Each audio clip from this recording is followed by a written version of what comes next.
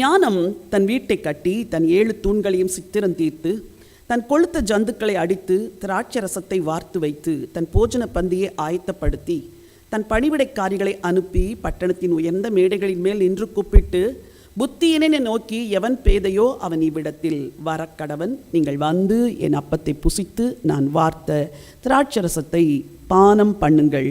பேதமையை விட்டு விலகுங்கள், அப்பொழுது பிழைத்தீர்ப்பீர்கள். புத்தியின் வழியிலே நடவுங்கள் என்று விளம்புகிறது. ஞானம் ஒரு பந்தியை ஆயத்தப்படுத்தி இருக்கிறதா? ஞானம் என்றால் கிறிஸ்து என்று அர்த்தம். ஏனெனில் கிறிஸ்துவே நமக்கு ஞானமும் நீதியும் பரிசுத்தமும் மீட்புமாய் இருக்கிறார். இந்த வசனங்களில புத்தியினன் பேதை 2 வார்த்தைகள் இருக்குது. இந்த புத்தியினும் பேதையும் இங்க வந்து ஞானத்தை பெற்றுக்கொள்ளுங்கள் அப்படின்னு வசனத்தை சொல்லியிருக்கு. ஜெயராணி என்ன சொல்றாங்க, இந்த ஞானம் என்பது இயேசு கிறிஸ்து அப்படின்னு சொல்றாங்க. எதுக்கு எடுத்தாலும் இயேசு கிறிஸ்துவை ஒப்பிட்டு பேசுறது. அப்போ மனுஷனை மதிக்கிறது கிடையாது. மனுஷன் இந்த உலக வாழ்க்கையை புரிஞ்சிக்கிறது கிடையாது. இந்த உலக செயல்பாடை புரிஞ்சிக்காததுனால இது மாதிரி வேதத்தை வச்சு குழப்பிக்கிட்டு திரியிறாங்க. இந்த இவருடைய வேத விளக்கங்களால நம்ம கேட்குறோம் பாருங்க, இவங்க பிரசங்கத்தை, இவங்க வேத விளக்கத்தை, நமக்கு வாழ்க்கையில் ஒரு மாற்றமும் கிடையாது, ஒரு பிரயோஜனமும் கிடையாது இவருடைய பிரசங்கத்தால். இதனால் நம்முடைய கஷ்டங்களும் பிரச்சனைகளும் ஓய்வதில்லை. இங்கே புத்தியினன் யாரு? இந்த உலகத்தில் புத்தியாய் வாழாதவன். பேதை யாரு? ஒரு எதையத்தாலும் நண்பது, எதையத்தாலும் நம்பிடுது. இவங்கெல்லாம் பேதைகள். புத்தியின் என்ன?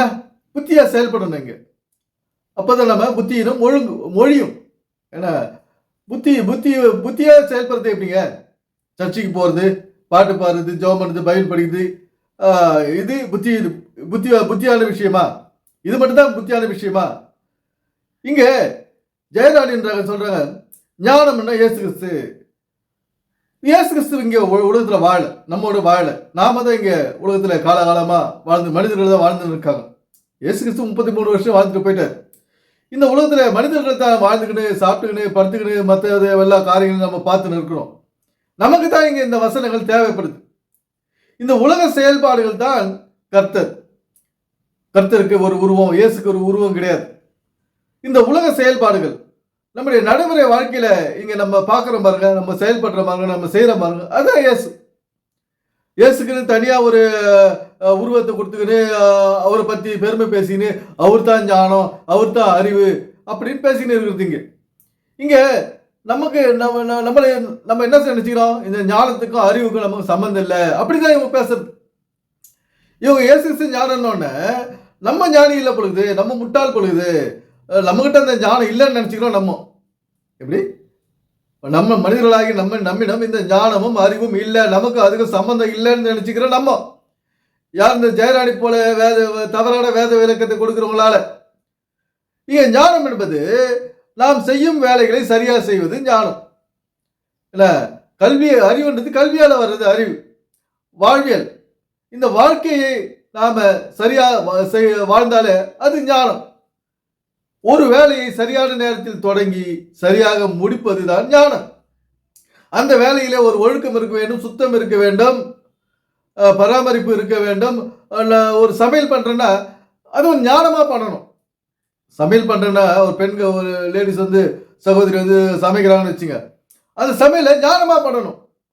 ஒரு சின்ன பாத்திரத்துல ஒரு குறிப்பிட்ட அளவு குவான்டிட்டியை வச்சுன்னு கொளுத்துறது கிடையாது. அது ஞானம். அந்த சமைக்கிற பாத்திரத்துல எவ்வளோ கொள்ளளவு இருக்குதோ, எவ்வளோ பொருள் இருக்குதோ உள்ள, அதுக்கேற்ற மாதிரி அனலை நம்ம இங்கே வைக்கணும்.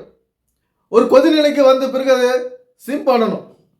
உப்பு காரம் எல்லாம் சரியாக போட்டு சமைக்கிறேன்னு சொல்லிட்டு பொங்கி ஊற்றி கிச்சனை ஸ்டவ்வெல்லாம் அழுக்கு பண்ணிட்டு வர்றது கிடையாது ஞானம். ஏன்னா பால் காசுறன்னு சொல்லிட்டு பாலை பொங்கி ஊற்றிட்டு அப்புறம் தொலைக்கிறது கிடையாது ஞானம்.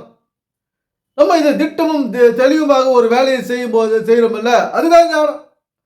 இவங்க ஜெயராணி என்ன சொல்றாங்க, இந்த உலக வாழ்க்கைக்கு நமக்கு ஒரு ஒற்றுமை இல்லாத மாதிரி எல்லாமே இயேசு, ஞானம்னா இயேசு, அறிவுன்னா இயேசு. இவங்களுக்கு வந்து பைபிள் ரகசியம் மறைபொருளும் புரியாது, இவங்களுக்கு புரியல. அதனால எல்லாம் இயேசுவே, எனக்கு எல்லாம் இயேசுன்னு சொல்லிட்டு இன்னைக்கு எங்கேயோ போய் நிற்கிறோம்.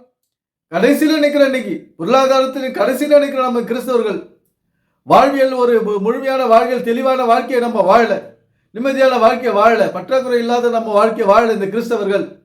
அவங்க ஓடி பணத்தை தேடுறாங்க. ஆனால் நம்ம கவலீனமாக இருக்கிறோம். கவலீனமாக கைத்தட்டின்னு பாட்டு பாடிக்கின்னு சபைக்கு போயின்னு காணிக்கை கொடுத்துன்னு அப்புறம் கஷ்டம் கஷ்டம் வறுமை வறுமை வியாதி வியாதின்னு தெரிஞ்சுன்னு இருக்கிறோம் நம்ம. இது மாதிரி ஞானம் என்றால் நாம் ஒரு வேலையை ஒரு தொழிலை சரியாக செய்வது லாபமாக மாற்றுவது தான் ஞானம். கல்வியின் துணை கொண்டு அறிவின் துணை கொண்டு அந்த ஞானத்தை நாம் அதிகமாக்கணும், லாபமாக்கணும், நமக்கு அது ஏற்றதாக மாற்றணும். ஒரு வேலையை ஒரு தொழிலை ஒரு வாழ்க்கையை பிரச்சனைகள் இல்லாத வாழ்க்கையை எப்படி வாழ்றதுன்றது ஒரு ஞானம். கணவன் மனைவி பிள்ளைகள் பெற்றோர் மருமகன் மாமியார் இவங்களாம் ஒரு சண்டை சச்சரவு இல்லாத ஒரு ஞானமாக கொண்டு போன இந்த உலக வாழ்க்கையை, வீட்டு வாழ்க்கையை, குடும்ப வாழ்க்கையை. இதுதான் ஞானம். ஞானம்னா ஏதோ பெருசாக ஒன்று நினச்சிடாதீங்க.